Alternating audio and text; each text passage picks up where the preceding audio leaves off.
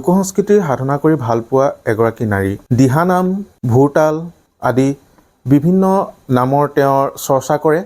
তেওঁ বিভিন্ন অসমৰ বিভিন্ন মঞ্চত তেওঁ বিচাৰক হিচাপে উপস্থিত হয় বিচাৰক প্ৰশিক্ষক হিচাপে উপস্থিত হয় মই কিছু দৃশ্য প্ৰথমতে দেখাই ল'ব বিচাৰিছোঁ ইতিমধ্যে তেওঁ বিভিন্ন জেগাত গৈছে তাৰ পৰা কিছু সম্বৰ্ধনা পত্ৰ লাভ কৰিছে সেইসমূহ মই প্ৰথম দেখুৱাই লৈছোঁ আৰু মই বৰ্তমান আহি উপস্থিত হৈছোঁহি টিংখাঙৰ ৰাজগড় ১ নং গেৰকণি গাঁৱত মই পোনে পোনে তেখেতৰ ওচৰলৈ গৈছোঁ প্ৰথমতে তোমালোকক ধন্যবাদ জ্ঞাপন কৰিছোঁ আৰু বিশেষকৈ আমি এগৰাকী তোমালোকে সাধক বুলি কৈছা নাম গাই ভাল পোৱা এগৰাকী মানুহ আমি নাম গাই ভাল পাওঁ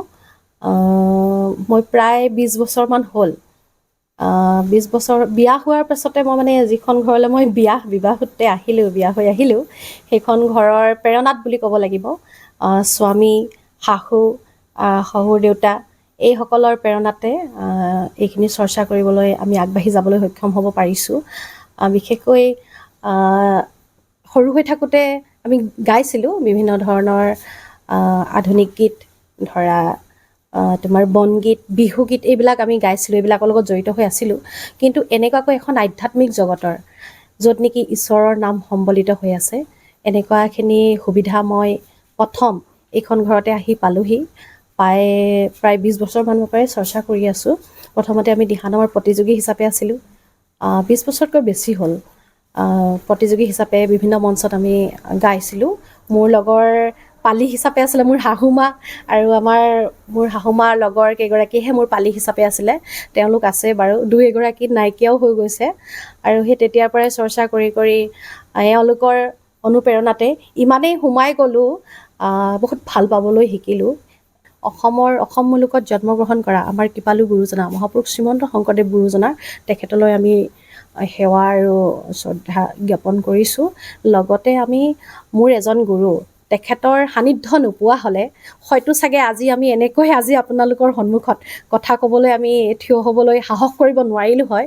যিহেতু দেখিছোঁ আপোনালোকৰ পুত্ৰ বুলি ক'ব লাগিব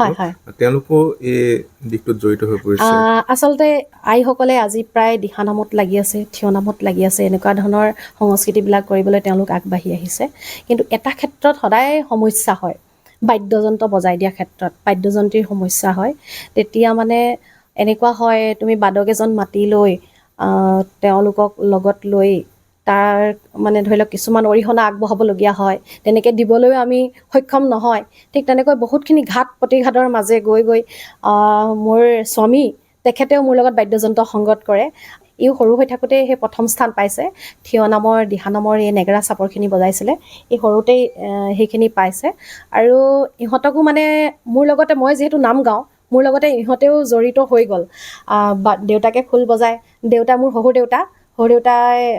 বৰতাল বজায় আৰু মায়ো পালি হিচাপে থাকে আৰু ল'ৰায়ো বজায় তেনে ক্ষেত্ৰত মোৰ মানে একো অসুবিধা নহয় বাদ্যযন্ত্ৰৰ ক্ষেত্ৰত আৰু বিভিন্ন মঞ্চত আমাৰ এতিয়া ভাগিনহঁত বিশেষকৈ মই এই নৱপ্ৰজন্ম এই সৰু ল'ৰা ছোৱালীখিনিক মই বেছি গুৰুত্ব দিওঁ ইহঁতক যদি আমি খোল তাল নেগেৰা এনেকুৱা ধৰণৰ সংস্কৃতিবিলাকৰ লগত জড়িত কৰাওঁ গুৰুজনাই দি থৈ যোৱা এই সাহিত্য সংস্কৃতি এনেকুৱা ধৰণৰ সংস্কৃতি ইমান ধুনীয়া অসমতো বহুত সংস্কৃতি আছে অসমৰ মানে ইমূৰৰ পৰা সিমূৰলৈকে তুমি ইমানেই আমি অসমখন চহকী ধন টকা পইচা কথাটো নকওঁৱেই কিন্তু আমি সংস্কৃতিৰ ক্ষেত্ৰতে ইমানেই চহকী সেইখিনি আমি যদি সেই ল'ৰা ছোৱালীবিলাকক আমি দিব বিচাৰোঁ তেওঁলোকৰ হাতত তুলি দিওঁ তেতিয়া মানে আমি ধৰি লওক যুৱ প্ৰজন্মটো এওঁলোকে আমাৰ ভৱিষ্যত নহয় জানো আমাৰ ভৱিষ্যতৰ আমাৰ ভাৰখন তেওঁলোকে কাণ পাতি ল'ব লাগিব এইখিনি দিবলৈ চেষ্টা কৰোঁ আচলতে সংস্কৃতিয়ে দুষ্কৃতি নাশ কৰে সংস্কৃতিৰ মাধ্যমেৰে ইহঁতক আমি যিহেতু সংস্কৃতি চৰ্চা কৰিলে গুৰুজনাই যিখিনি সংস্কৃতি দি থৈ গৈছে সেই সংস্কৃতি চৰ্চা কৰিলে এটা ল'ৰাৰ মন সুন্দৰ হয় সংস্কৃতিয়ে সুন্দৰ আৰু যিহেতু কৃষ্ণৰ সংস্কৃতি এইখিনি আমি এনেধৰণে আগবাঢ়ি আছোঁ লাগি আছোঁ সেইকাৰণে আমি এইখিনি লাগি থাকোঁ মই সেয়েহে এই সৰু ল'ৰা ছোৱালীখিনিৰ লগত লাগি থাকি মই বেছি ভাল পাওঁ ইহঁতকে মই আনো লগলৈ সাঙুৰি লওঁ এইবিলাক চৰ্চা কৰিবলৈ চেষ্টা কৰোঁ তেনেকৈ হয় যিহেতু তেওঁ জনাইছে প্ৰায় ২০ বছৰৰ পৰা তেওঁ এই দিশটোৰ সৈতে জড়িত হৈ আছে তেওঁ অকলেই নহয় তেওঁ পৰিয়ালো এই দিশটোৰ সৈতে বৰ্তমান জড়িত হৈ পৰিছে আৰু এই লোকসংস্কৃতিৰ পৰাই তেওঁ অসমৰ ভিন্ন প্ৰান্তৰ পৰা ইতিমধ্যে মৰম বুটলিবলৈ সক্ষম হৈছে